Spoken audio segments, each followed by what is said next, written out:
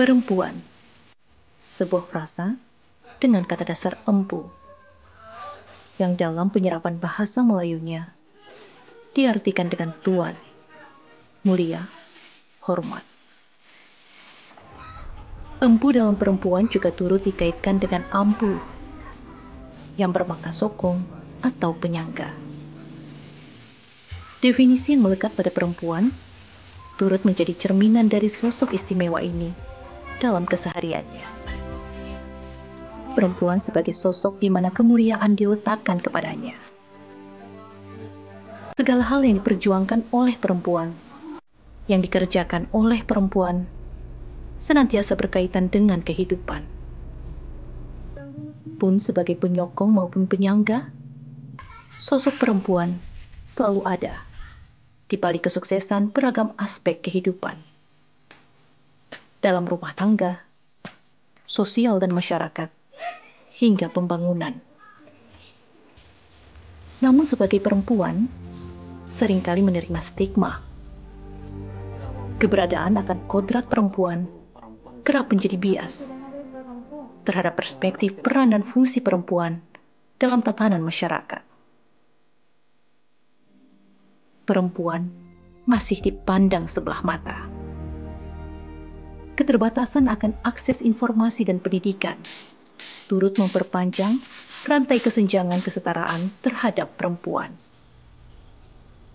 Bagi perempuan di pinggiran kota hingga ke pelosok desa, jangankan melangkah untuk mengambil peran dan berkontribusi, sekadar menyadari apa yang menjadi hak dan tanggung jawab bersama kaum pria tidak pernah terlintas di benak.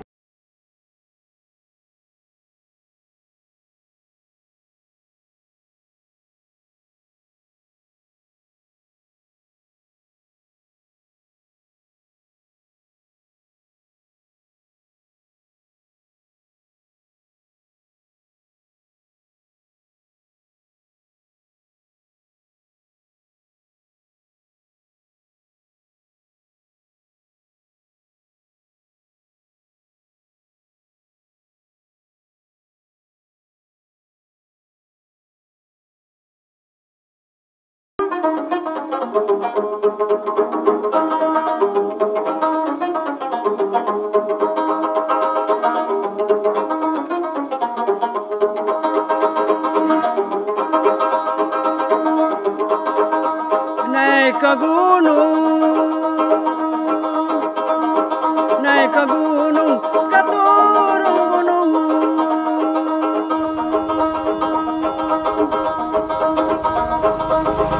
Barulah sampai berbatu-batu.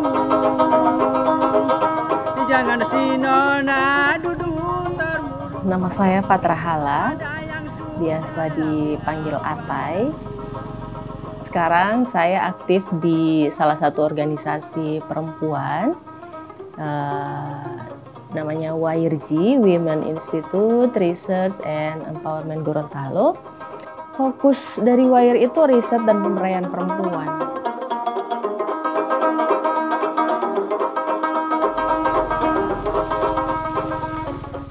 Kalau menurut saya perempuan itu mulia. Banyak sekali masalah perempuan yang itu tidak bisa diabaikan, tidak bisa hanya sekedar dilihat saja, tapi butuh kita, teman-teman, dan banyak pihak untuk terlibat di sana. Kalau kesetaraan gender sendiri itu kan sebenarnya tujuan bersama ya. Kenapa perlu diperjuangkan ya, karena memang ada ketidakadilan yang terjadi. Ketidakadilan gender itu kan ada beban ganda, ada diskriminasi, ada marginalisasi, ada pelabelan dan kekerasan. Selama itu masih terjadi, ya selama itu pula kita perlu memperjuangkan. Paling banyak yang mengalami itu adalah perempuan, anak, disabilitas, dan kelompok rentan lainnya.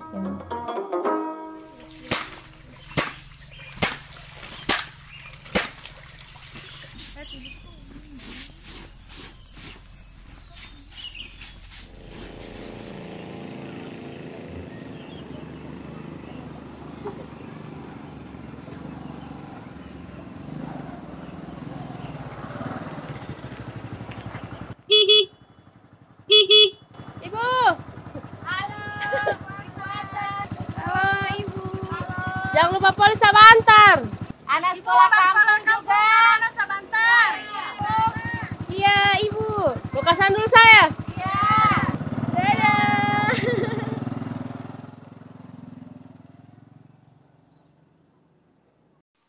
Keterpanggilan inilah yang mendasari Atai menempuh jarak puluhan hingga ratusan kilometer dari pusat kota, menuju ke desa-desa hingga tempat-tempat terpencil di Gorontalo. Seperti yang dilakukan di Dusun Buyu Obolki, Desa Pangahu, Kecamatan Asparaga, Kabupaten Gorontalo.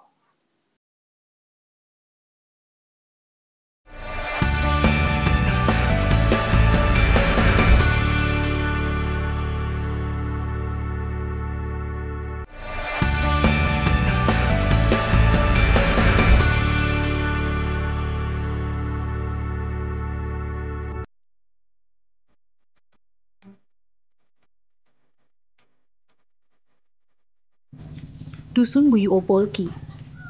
Beginilah masyarakat menyematkan nama pada dusun yang diresmikan sebagai komunitas adat terpencil tahun 2015 silam. Dusun yang berbatasan langsung dengan kawasan Bentang Alam Nantu dan Taman Hutan Raya B.C. Habibie ini dihuni oleh setidaknya 60 kepala keluarga.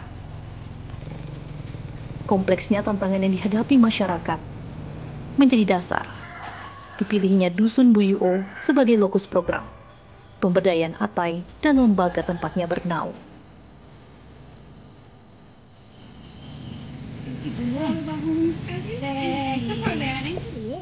Dusun Buyu Obolki dikelilingi oleh topografi lahan yang berbukit. Keberadaan areal perbukitan yang luas ini mendorong masyarakat sekitar memanfaatkan pembukaan lahan untuk pertanian. Walau terkadang para petani sendiri harus melewati medan yang berat, menyusuri lembah, sungai dan bukit dengan jarak tempuh berkilo-kilometer dari pemukiman. Tingginya tuntutan hidup menjadikan bertani tidak hanya ditekuni oleh kaum pria. Hampir seluruh kaum ibu di dusun ini turut membantu pemenuhan kebutuhan dalam rumah tangga melalui bertani dan budidaya jagung. Sebagai petani, para kaum ibu juga turut memikirkan terkait modal bibit, perawatan tanaman, upah dari panen, hingga perputaran untuk meraup keuntungan. Walau demikian, peran perempuan ini tidak benar-benar diperhitungkan. Para petani perempuan ini belum dilibatkan sebagai subjek pembangunan, yang partisipasi dan aspirasinya turut difasilitasi di ruang publik. Bicara terkait dengan isu perempuan itu sebenarnya dia beririsan dengan banyak hal. Program yang ada di sana kan program lingkungan. Nah, itu misalnya bagaimana kemudian akses petani perempuan terhadap informasi pertanian. Itu yang masih ada kesenjangan.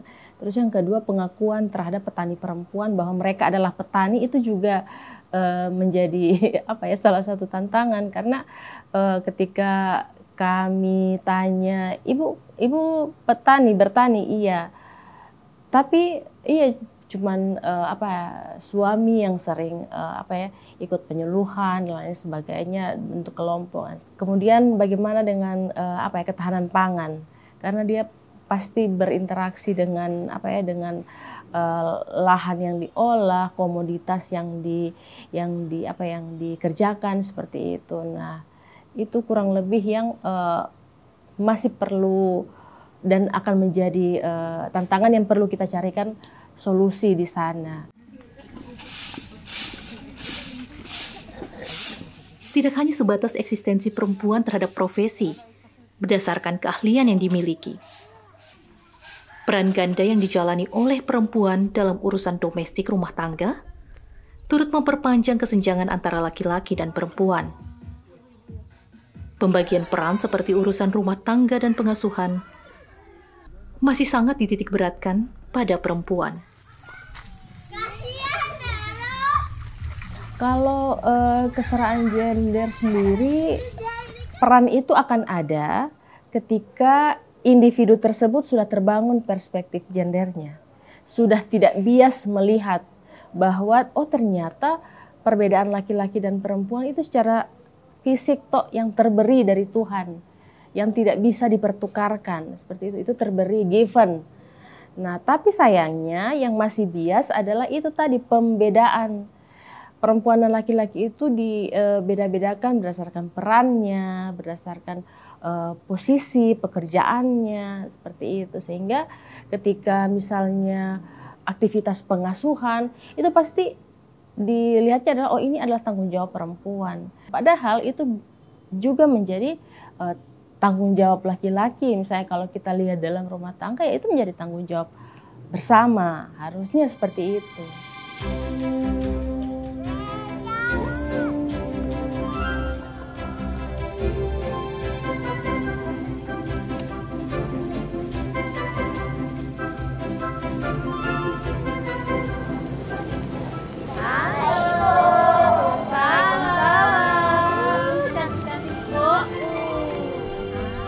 Upaya membangun kesadaran dan pemahaman, serta mewujudkan pemberdayaan kepada masyarakat, terkhusus kepada para perempuan di desa, tidak serta-merta terlaksana dengan instan. Dibutuhkan jalur yang menjembatani Atai dan teman-teman untuk lekat dengan masyarakat. Salah satunya melalui inisiasi program Sekolah Kampung. Sekolah Kampung itu sebenarnya strategi sih. Awalnya itu strategi untuk bagaimana kemudian mengajak mama-mama dan papa-papa untuk terlibat di kegiatan. Jadi strateginya adalah dengan mengajak anak-anaknya dulu. Anak-anaknya untuk belajar bersama, belajar dari lingkungan sekitar, belajar pengetahuan lokal. Nah, ketika itu sudah sudah berjalan mulus, maka dengan sendirinya orang tua, ibu dan bapak dari anak ini turut belajar. Nah, di situ ketika mereka sudah mau belajar, maka sebenarnya masuk dari diskusi mana saja itu bisa, karena kemauan itu sudah ada. Walaupun sekolah kampung awalnya ditujukan sebagai sebuah strategi, namun konsistensi akan program ini mewujud sarana pendidikan alternatif bagi anak. Program ini senantiasa dihadirkan dari desa ke desa, mengikuti di mana para inisiator menjejak. Dan tidak dipungkiri, sosok Atai memiliki peran vital dari keberlanjutan sekolah kampung. Memang Kak Atai menjadi sosok yang paling penting untuk keberlanjutan dari sekolah kampung ini. Karena kenapa? Karena sosok Kak Atai ini dia ingin selalu dalam keseharian itu harus ada kegiatan-kegiatan yang produktif, dan itu dia selalu tuangkan dalam proses-proses belajar mengajar yang ada di sekolah kampung. Kalau kenal sama Kak Atai, waktu pertama kali saya ikut kelas pemikiran gender, dan beliau sudah jadi sekretarisnya YRG. Di saat itu beliau membawakan materi soal training gender, dan pertama kali itu kalau dibandingkan pemateri-pemateri yang lain, Kak Atai ini dia mengupas sampai dengan hal yang paling intim, persoalan perempuan dan laki-laki, dan menurut saya tertarik begitu. Nah, makin kesini ternyata ada hal lain yang buat saya tertarik kenal sama Kak Atai.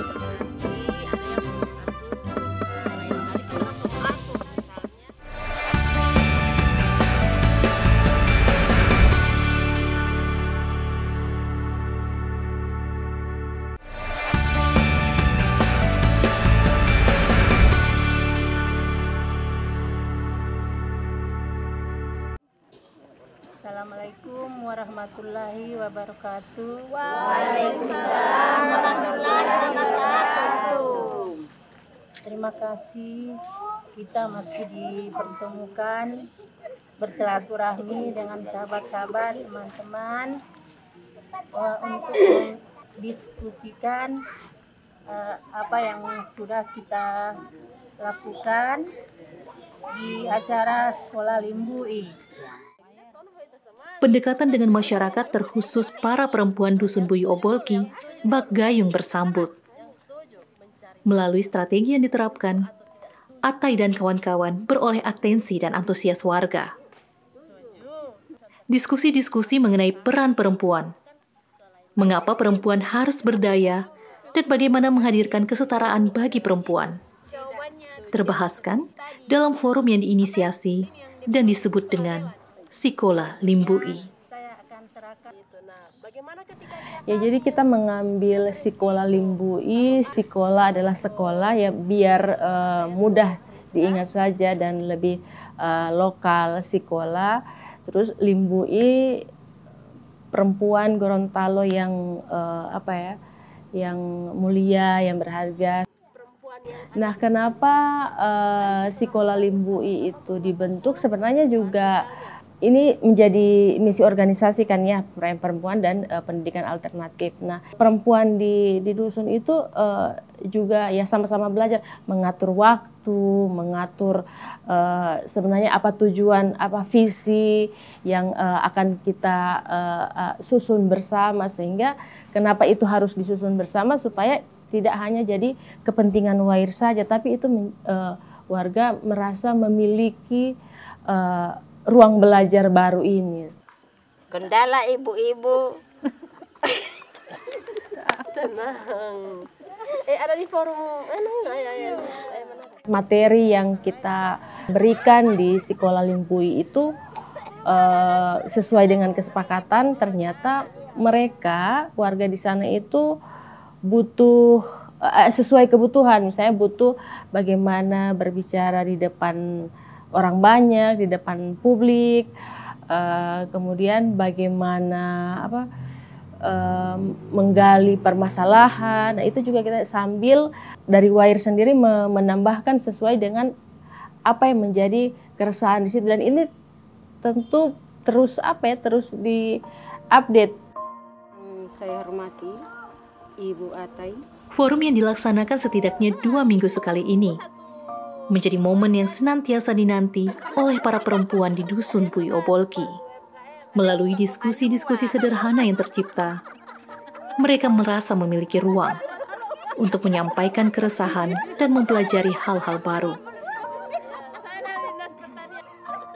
Alhamdulillah dari WAIRJ juga memberikan pengalaman, pemberitahuan, bagaimana kita sebagai perempuan bisa mengatur rumah tangga dan bagaimana cara menyampaikan ke pemerintah desa biar kalau misalnya ada musrembang, musdus bisa mewakili juga ibu-ibu di sini menyampaikan aspirasi di dusun. Ya, harapan saya ke depannya mudah-mudahan ibu-ibu dari sini bukan cuma sebentar saja. Saya mau semakin lama perkembangan di dusun ini juga bisa bagus, UMKM-nya juga bisa maju, peran perempuan juga bisa maju. Kenapa kita orang harus bersuara ibu-ibu? Karena ada kebutuhan yang harus kita orang sendiri yang menyampaikan. Tidak akan tersampaikan makna akan perempuan yang berdaya dan setara apabila sosok di balik yang menyuarakan ideologi tersebut belum mencapainya. Atai menjadi sosok konkret, perwujudan dari keduanya. Figur seorang Kak Atai ini kan sudah punya rumah tangga. Tapi dengan kondisi yang dia sudah punya rumah tangga, sudah punya anak, tapi ketika kita melakukan pendampingan atau kerja-kerja di basis atau di masyarakat, beliau kok tidak ada masalah sama suami. Apa sih yang dilakukan sama Kak Atai? Apakah sudah selesai nih terkait pemahaman konsep gender atau perspektif gender itu dalam rumah tangga? Nah, ternyata itu sudah terbangun, dan itu sudah terbangun jauh sebelum saya mengenal beliau.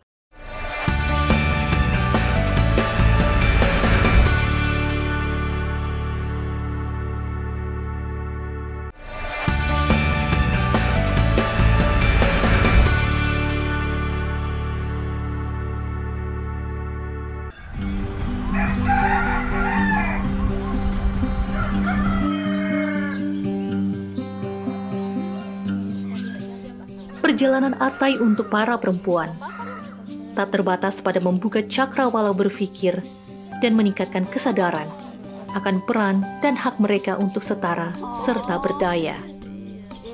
Atai juga berdiri bagi mereka yang termarginalkan, disabilitas, hingga mereka yang menjadi korban atas kekerasan dan pelecehan seksual. Walaupun peran ini dijalaninya sebagai misi dalam organisasi, empatinya seringkali membuatnya terinternalisasi dengan situasi. Namun itu tak lantas menyurutkan asa dalam diri Atai untuk tetap ada dan berjuang di jalan yang panjang dan berkerikil ini. Atai itu adalah sosok yang selalu memberdayakan adik-adik yang ada di YRG. Maksudnya adalah dia selalu mendorong dan selalu memberikan ruang untuk kami yang masih mahasiswa pada saat itu, didorong untuk kalian harus terlibat begitu. Yang paling menurut saya inspiratif itu di kerja-kerja di sini itu orang harus meluangkan orang pe waktu, orang pe tenaga, bahkan orang pe materi yang orang tidak, bahkan orang dibelajarkan tidak mengharapkan bayaran sama sekali. Dan itu saya dapat banyak dari Kak Atai, buat ternyata di dunia ini, di dunia yang sangat luas ini, ternyata masih ada orang-orang yang seperti itu begitu. Masalah perempuan adalah masalah sosial, sehingga kita harus turut ambil bagian untuk sama-sama saling menguatkan. Harapannya lebih banyak volunteer-volunteer muda yang bergerak di isu yang sama, bergerak di kegiatan yang sama, dan menyebarluaskan pengetahuan ke perempuan lainnya. Untuk teman-teman perempuan lain, ayo kita bangun solidaritas, kita bangun empati untuk supaya kita bisa saling menguatkan dan mencari solusi bersama untuk masalah-masalah perempuan yang ada di sekitar kita.